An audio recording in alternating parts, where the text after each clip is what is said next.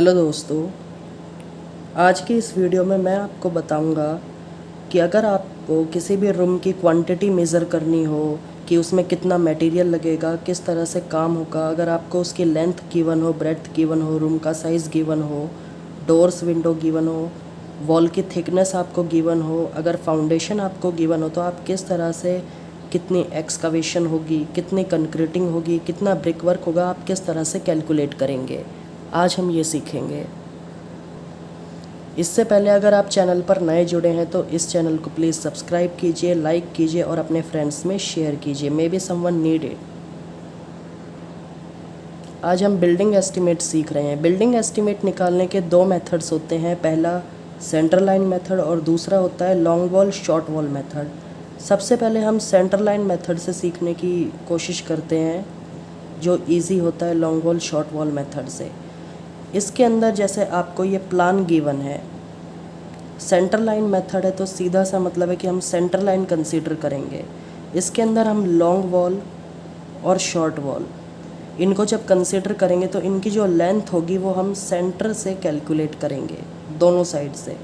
अब हमारे पास ये प्लान गिवन है जिसकी हमको लेंथ दे रखी है 5.20 मीटर, ब्रेड्थ दे रखी है 4.60 मीटर, थिकनेस ऑफ वॉल हमें गिवन है 0.30 मीटर। इसके अंदर एक विंडो गिवन है जिसका साइज़ है 1.10 बाय 1.50 मीटर और डोर गिवन है जिसका साइज़ है 1.20 बाय 2.10 मीटर। ये स्टैंडर्ड साइज़ होते हैं जो गिवन होते हैं। उसके बाद हमको फाउंडेशन गिवन है। हमें अच्छी तरह से पता है कि जब भी घर बनता है या कंस्ट्रक्शन होती है तो सबसे पहली चीज़ जो इम्पोर्टेंट होती है वो फाउंडेशन होती है। तो फाउंडेशन का हमको साइज़ गिवन है, फिर फुटिंग्स भी हमको गिवन है जो फाउंडेशन में प्रोवाइड होंगी और उनके सबके साइज़ गिवन है। यहाँ ग्राउंड लेवल हमको गिवन है, यहाँ प्लिंथ लेवल हमको गिवन है। ये थिकनेस ऑफ वॉल 0.30 मीटर जो यहाँ भी गिवन दी हुई है और यहाँ पर भी गिवन है थिकनेस ऑफ वॉल। हाइट हमको दी हुई है यहाँ पर 4 मीटर। ये जो साइन होता है यहाँ पर जो आपको गिवन है ये इस चीज़ का है कि वॉल आगे भी एक्सटेंड हो रही है, लेकिन हमको यहाँ पर हाइट 4 मीटर गिवन है तो ये यहाँ पर स्थिर है, आगे नहीं बढ़ रहा है। तो सेंटर लाइन मेथड में हम सबसे पहले शॉर्ट वॉल और लॉन्ग वॉल्स की लेंथ को कैलकुलेट करना सीखेंगे। तो चलिए देखते हैं लॉन्ग वॉल्स की लेंथ और शॉर्ट वॉल्स की लेंथ को कैलकुलेट किस तरह से किया जाता है। उससे पहले सबसे इम्पोर्टेंट चीज़ ये होती है कि हम ये सीखें कि लॉन्ग वॉल कौन सी है और शॉर्ट वॉल कौन सी है। जो साइड आपको बड़ी दिख रही है 5.20 मीटर, जो ये साइड है यहाँ की, ये आपकी लॉन्ग वॉल है, ये आपकी लॉन्ग वॉल है। और जो 4.60 मीटर आपको ये गिवन है ये आपकी शॉर्ट वॉल है। तो जब हम लॉन्ग वॉल की लेंथ इसके अंदर कैलकुलेट करेंगे, इनर लेंथ हमको गिवन है लेकिन सेंटर लाइन मेथड है इसलिए हम इधर से भी सेंटर को कंसीडर करेंगे, इधर से भी सेंटर को कंसीडर करेंगे। तो 5.20 मीटर हम यहाँ एज इट इज़ लिख लेंगे प्लस 0.15 इस साइड से हम कंसीडर करेंगे, 0.15 हम यहाँ से कंसीडर करेंगे प्लस 0.15। जब हम इसको कंप्लीट कैलकुलेट कर लेंगे तब हमारा आंसर आ जाएगा 5.20 प्लस 0.30, ये हमारे पास आ जाएगा 5.50 मीटर। ये कैलकुलेशंस आप अपने साइंटिफिक कैलकुलेटर में भी कर सकते हैं इजीली। अब जब हम शॉर्ट वॉल की लेंथ कैलकुलेट करेंगे तो किस तरह से करेंगे। ये आपकी शॉर्ट वॉल है, 4.60 मीटर हमको इनर लेंथ गिवन है। इसके अंदर हम ऐड कर देंगे 0.15 इस साइड से और 0.15 इस साइड से, यानी कि 0.15 प्लस 0.15।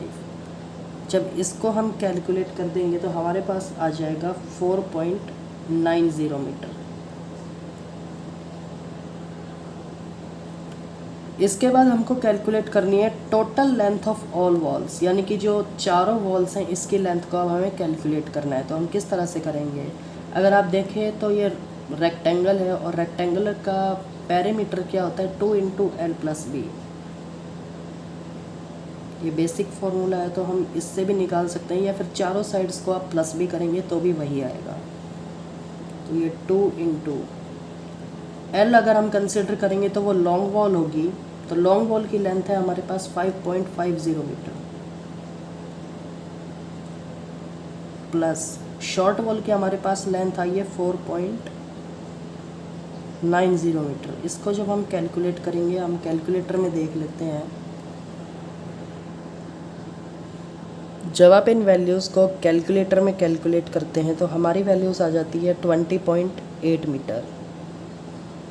तो हम इसको नोट कर लेते हैं 20.8 मीटर। अब जब भी कोई घर बनता है, कोई भी कंस्ट्रक्शन होती है, उसमें सबसे ज़रूरी चीज़ होती है हमारी फाउंडेशन। फाउंडेशन हमको गिवन है और हमको इसका एस्टीमेट निकालना है, तो सबसे पहली चीज़ क्या होगी? किसी भी ज़मीन पर सबसे पहली चीज़ होती है खुदाई, यानी कि एक्सकवेशन। एक्सकवेशन को जब हम मेज़र करते हैं तो ये बेसिक चीज़ है, उसको मीटर क्यूब में मेज़र किया जाता है, क्योंकि वो वॉल्यूम होता है और वॉल्यूम की क्वांटिटी ऑलवेज़ मीटर क्यूब होती है। तो अब हम सीखते हैं कि एक्सकवेशन हम किस तरीके से कैलकुलेट करेंगे। जो आपकी फाउंडेशन होती है, जो फाउंडेशन के सबसे नीचे वाली जो फुटिंग आपको गिवन है 0.90 मीटर वाली, इसके अकॉर्डिंग ही हम आपकी फाउंडेशन को इतनी, जो इसकी ब्रेड्थ है, इस हिसाब से ही आपकी फाउंडेशन की एक्सकवेशन होगी। ये तो आपकी ब्रेथ हो गई, जो 0.90 को हम कंसिडर करेंगे, उसको एज अ ब्रेथ हम कंसिडर करेंगे। उसके बाद जो लेंथ है, वो टोटल लेंथ ऑफ वॉल्स जो हमने फाइंड करी है 20.8 मीटर, इसी हिसाब से वो सारी एक्सकवेशन होगी। लेकिन जब हाइट की बात आती है तो जो टोटल आपकी अप टू ग्राउंड लेवल तक जो है, उसका वहाँ तक हम कंसिडर करेंगे, यानी कि 0.20 प्लस 0.20 प्लस 0.20, और यहाँ पर ये आपकी 0.10 आपकी यहाँ पर कंसिडर की जाएगी। ये चीज़ पहले लिखना भूल गए थे हम, अब लिख लेते हैं। यहाँ से आपकी 0.10 मीटर ये आपकी अप टू ग्राउंड लेवल तक हाइट है। जाहिर सी बात है, जब हम एक्सकवेशन करेंगे तो ग्राउंड लेवल से ही की जाएगी एक्सकवेशन। तो ये बन जाएगा 20.8 मल्टीप्लाई बाय 0.90 मीटर और मल्टीप्लाई बाय हाइट। हाइट हम कितनी लेंगे? 0.20 metre plus 0.20 metre plus 0.20 metre plus 0.10 metre. तो हम इसको इस तरह से लिख लेते हैं 20.8 बाई 0.90 इंटू 0.70 मीटर। इसको एक बार कैलकुलेटर में हम कैलकुलेट कर लेते हैं। जब हम इसको कैलकुलेट कर लेते हैं तो हमारे पास वैल्यू आती है 13.10 मीटर क्यूब। इसके बाद जो हमारा सेकंड पार्ट आता है वो आती है हमारी कंक्रीटिंग। फाउंडेशन के लिए एक्सकवेशन भी हो गई, फाउंडेशन भी हो गई। तो उसके बाद जो सबसे नीचे वाली फुटिंग होती है, इसके लिए हम लाइम कंक्रीटिंग हो या सीमेंट कंक्रीटिंग हो, वो हम कैलकुलेट करते हैं। तो अगर फुटिंग है तो उसकी लेंथ, ब्रेथ, हाइट तीनों चीज़ें होंगी, तो वो वॉल्यूम होगा, और वॉल्यूम है तो वह मीटर क्यूब के अंदर ही मेज़र किया जाएगा। तो जब हम इसको कैलकुलेट करेंगे तो ये बात आप याद रखिएगा कि जो लेंथ है, हम टोटल लेंथ एक बार कैलकुलेट कर चुके हैं 20.8। ये आपकी हर जगह सेम रहेगी, जहाँ चेंज होनी होगी वहाँ हम आपको बता देंगे। जो लाइन कंक्रीटिंग होगी वो सिर्फ सबसे नीचे वाली फुटिंग जो ये वाली है, सिर्फ इसके अंदर होगी, और इसकी जो हमको गिवन है हाइट वो ओनली 0.20 मीटर है। तो हम लिख लेते हैं 20.8 इंटू 0.90, क्योंकि सबसे नीचे वाली फुटिंग की जो ब्रेथ है वो 0.90 है, इंटू 0.20। जब हम इसको कैलकुलेटर के अंदर कैलकुलेट कर लेंगे तो हमारा आंसर आएगा 3.74 मीटर क्यूब। तो इस तरह से हमने लाइम कंक्रीटिंग भी फाइंड कर ली। इसके बाद हम फाइंड करेंगे ब्रिक वर्क इन फाउंडेशन, कि फाउंडेशन के अंदर जो ब्रिक वर्क हुआ है, जो ये फाउंडेशन है आपकी, इसके अंदर यहाँ कंक्रीटिंग हो चुकी है। जो ब्रिक वर्क है वो फर्स्ट फुटिंग, सेकंड फुटिंग और थर्ड फुटिंग के अंदर आपका ब्रिक वर्क होने वाला है। प्लिंथ तक, इंक्लूसिव प्लिंथ यहाँ पर लिखा हुआ है। अब जाहिर सी बात है कि ये भी वॉल्यूम है और वॉल्यूम यहाँ पर मीटर क्यूब में ही मेज़र किया जाएगा, तो इसी तरह से हम यहाँ भी फाइंड करेंगे। तो एक बार शॉर्टली मैं आपको बता देता हूँ कि किस तरह से फाइंड करेंगे। सबसे पहले हम फुटिंग फर्स्ट को कंसीडर करते हैं, जो आपकी ये वाली है 0.60 मीटर वाली, इसको हम कंसीडर करते हैं। लेंथ जो है सबके लिए इक्वल रहेगी 20.8 इंटू, यहाँ पर इसकी ओनली ब्रेथ चेंज हो रही है, इंटू 0.60 इंटू 0.20, ये इसकी हाइट यहाँ पर गिवन है। इसको कैलकुलेट कर लेंगे। फुटिंग सेकंड के लिए भी L into B into H हम फाइंड करेंगे, तो ये हो जाएगा 20.8 इंटू, अगर हम गौर करके देखें तो यहाँ पर ये हमको 0.50 इसकी ब्रेथ हमको गिवन है, तो ये हो जाएगा 0.50 इंटू जो इसकी हाइट है ये 0.20 मीटर, इसकी भी सेम ही हाइट है, जो मोटाई है इसकी, तो हम ये ले लेंगे 0.20। लेकिन अब जो आपका फुटिंग नंबर 3 है, ये इसकी ब्रेथ आपको गिवन है 0.40 मीटर, और जो इस कंप्लीट की जो हाइट है वो आपको गिवन है, जो मोटाई है इसकी 0.30 मीटर, जो ये आपको गिवन है। हमको प्लिंथ तक ही यहाँ पर ब्रिक वर्क करना है, तो हम ये कंप्लीट को ही कंसिडर करेंगे। लेंथ जो है आपकी वो इक्वल रहेगी सबके लिए। तो जो फुटिंग थर्ड का है वो हम इस तरीके से कैलकुलेट करेंगे, 20.8 इंटू 0.40 उसकी ब्रेड्थ है, और हाइट हम कंप्लीट कंसीडर करेंगे जो है आपकी 0.30, क्योंकि कंप्लीट में ही ब्रिक वर्क होगा। अब इन तीनों को हम एक बार कैलकुलेट कर लेते हैं। इन तीनों को हम कैलकुलेटर की हेल्प से कैलकुलेट कर लेते हैं, तो हमारे पास आंसर ये आ जाते हैं 2.49 मीटर क्यूब, 2.08 मीटर क्यूब और 2.49 मीटर क्यूब। अब फाउंडेशन का जो टोटल ब्रिक वर्क है, इन तीनों को हम ऐड ऑन कर देंगे, तो इन टोटल जो फाउंडेशन के अंदर जो ब्रिक वर्क हुआ है इंक्लूडिंग प्लिंथ, वो हमारे पास आ जाएगा। तो तीनों को हम ऐड कर देते हैं। इन तीनों को जब हम ऐड कर लेते हैं तो हमारे पास total brick work in foundation आ जाता है 7.06 मीटर क्यूब। इसके बाद जो सबसे इम्पॉर्टेंट चीज़ फिर आती है, हमने एक्सकावेशन फाइंड कर लिया, हमने कंक्रीटिंग फाइंड कर ली, brick work in foundation including plinth हमने फाइंड कर लिया। इसके बाद जो अगली चीज़ हमको कैलकुलेट करनी है, जो इम्पोर्टेंट है, वो है brick work in super structure. यहाँ तक तो हमने फाइंड कर लिया। उसके बाद जो ये हमारा सुपर स्ट्रक्चर है, इसके अंदर जो ब्रिक वर्क है, जो वॉल है, उसको कैलकुलेट करना भी बहुत इम्पॉर्टेंट है। तभी तो पता चलेगा कि कितना ब्रिक वर्क हुआ है, किस तरह से एस्टिमेट निकला है। तो आइए brick work in super structure हम कैलकुलेट करते हैं। जो नीचे का होता है फाउंडेशन वगैरह, ये होती है हमारी सब स्ट्रक्चर।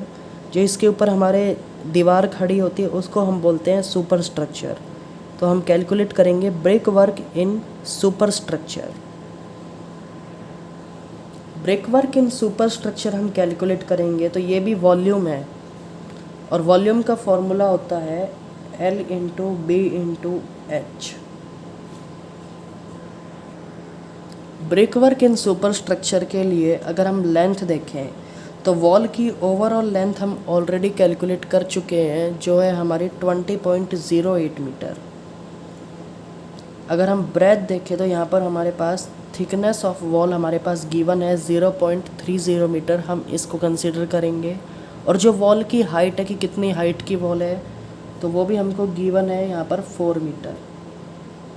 तो 20.8 इंटू 0.30 इंटू 4, इस तरह से हम brick work in super structure find कर लेंगे।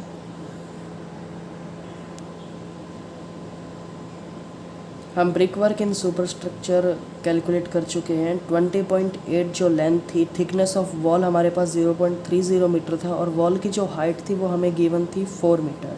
तो जब हम इसे कैलकुलेट करते हैं तो हमारे पास आता है 24.96 मीटर क्यूब। लेकिन अगर एक चीज़ अगर हम गौर करें, ध्यान दें, तो हमने जो brick work in super structure calculate करा है वो तो कंप्लीट वॉल का करा है ना, लेकिन इसके अंदर तो विंडो भी प्रोवाइडेड है और डोर भी प्रोवाइडेड है। इसका मतलब जितने एरिया में, जितनी जगह पे आपका डोर लगा है वहाँ तो ब्रिक है ही नहीं, और जहाँ विंडो लगी है वहाँ भी आपकी ब्रिक नहीं है। तो जो ब्रिक वर्क हमने सुपर स्ट्रक्चर में कैलकुलेट करा है वो एक्सेस में कैलकुलेट करा है, मतलब ज़्यादा कैलकुलेट कर लिया है। तो डोर और विंडो जब हम इनका जो वॉल्यूम है वो माइनस कर देंगे brick work in super structure जो अभी फाइंड किया है, तो हमारे पास accurate brick work in super structure आ जाएगा डोर विंडो प्रोवाइड करने के बाद का। तो आइए एक बार कैलकुलेट कर लेते हैं। इसको हम इस तरीके से लिख देंगे, now deduction of door and window. जो डोर और विंडो है उसको हम डिडक्ट कर देंगे उसके वॉल्यूम को, तो हमारे पास exact brick work in super structure आ जाएगा। तो वॉल्यूम होता है L into B into H. जो डोर और विंडो का जो एग्जैक्ट साइज़ होता है, स्टैंडर्ड साइज़ होता है, वो हम सभी को याद होना चाहिए 1.20 इंटू 2.10 मीटर। ये होता है हमारे डोर का साइज़।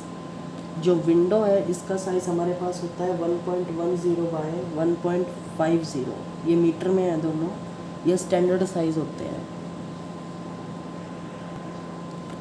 ये चीज़ हमेशा याद रखना कि जो डोर्स एंड विंडोज़ का जो स्टैंडर्ड साइज़ हमें गिवन है वो लेंथ और उसकी हाइट गिवन है, ना कि लेंथ और ब्रेथ। जो उसकी मोटाई होती है वो हम वही लेके चलते हैं जो दीवार की मोटाई है, जो हमने ले रखी है 0.30 मीटर हर जगह। जो दीवार की मोटाई हमने सुपर स्ट्रक्चर में ली है वो 0.30 मीटर लिए, तो हम उसी को ही कंसिडर करेंगे। ये आपकी लेंथ होगी, ये आपकी ब्रेथ होगी, और ये आपकी होगी हाइट। हाइट का आप दोनों में देख सकते हैं कितना डिफरेंस है। जब इसको हम कैलकुलेट करेंगे तो हमारे पास ये बचेगा 0.756 मीटर क्यूब और 0.495 मीटर क्यूब। इन दोनों को जब हम ऐड कर देंगे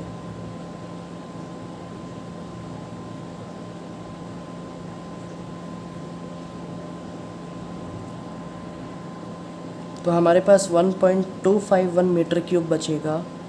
इस 1.251 मीटर क्यूब को हम 24.96 मीटर क्यूब से माइनस करेंगे, तब हमारे पास एग्जैक्ट ब्रिक वर्क आएगा।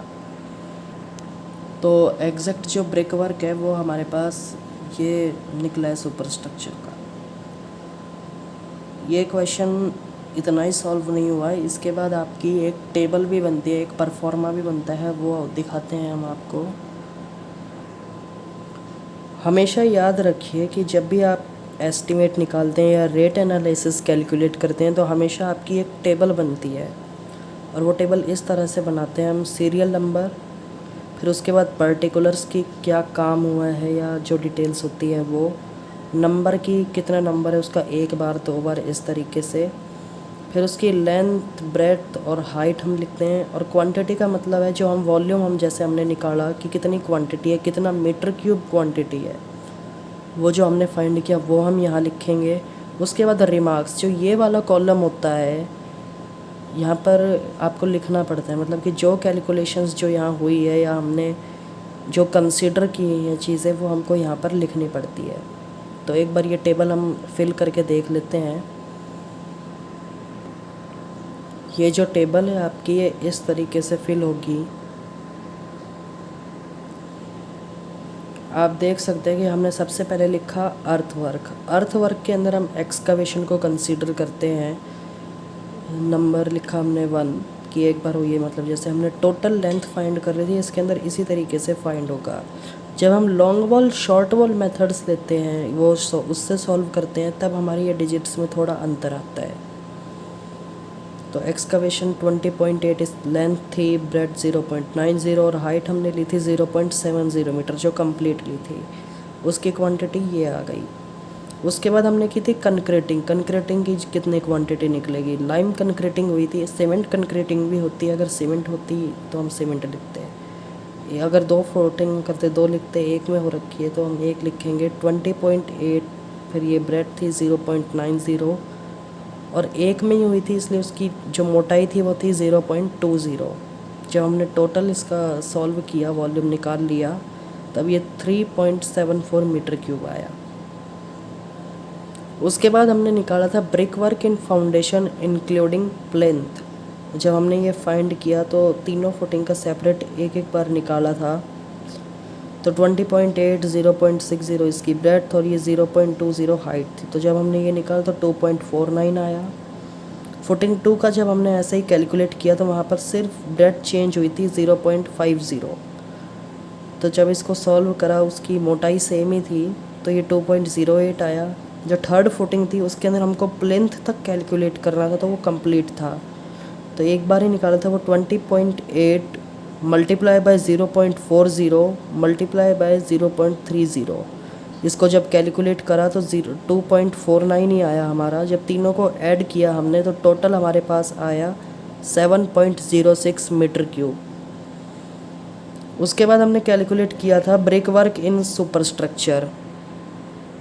जब ब्रिक वर्क इन सुपरस्ट्रक्चर हमने कैलकुलेट किया था तो कंप्लीट का कैलकुलेट किया था पहले 20.8, 0.30 थिकनेस ऑफ वॉल और कंप्लीट हाइट जो थी वॉल की। लेकिन उसके बाद हमें डोर और विंडो का जो था वो डिडक्ट करना था उसमें से, ताकि एग्जैक्ट सुपरस्ट्रक्चर का ब्रिक वर्क हमें मिले। तो डोर और विंडो का वॉल्यूम हमने फाइंड किया और उसको इसमें से 24.96 से माइनस कर दिया इसमें से, तो हमारे पास आ गया 23.71 मीटर क्यूब। ये हमारे पास एग्जैक्ट आ गया।